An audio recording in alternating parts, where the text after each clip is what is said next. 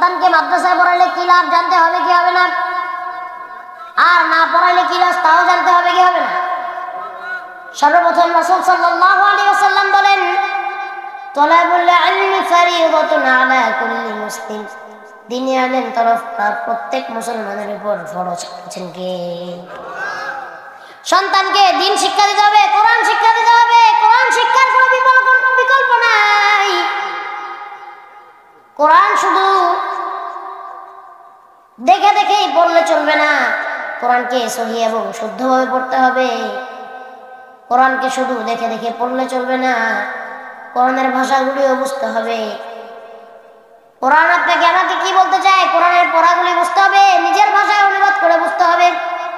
কোরআনকে তেলাওয়াত করতে হবে, তারপরে আবার কোরআনকে বুঝে নিজের জীবনে পরিচালনা করতে হবে,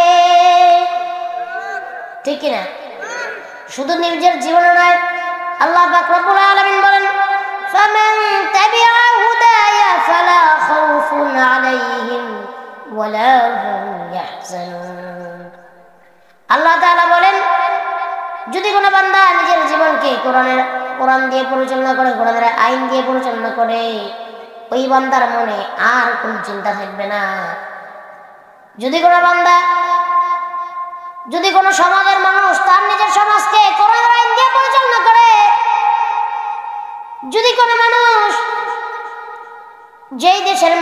কোনো দেশের মানুষ তার দেশকে কোরআনের আইন দিয়ে পরিচালনা করে, ওই দেশের মানুষের মনে কোনো ভয় থাকবে না, খুনের ভয় থাকবে না, রাহাজানির ভয় থাকবে না, ছিনতাইয়ের ভয় থাকবে না, চুরির ভয় থাকবে না। আজকে কত মা বোনেরা ধর্ষিত হচ্ছে, ধর্ষণের ভয়ও থাকবে না, গুম খুনের ভয় থাকবে না, ইফটিজিং এর ভয় থাকবে না।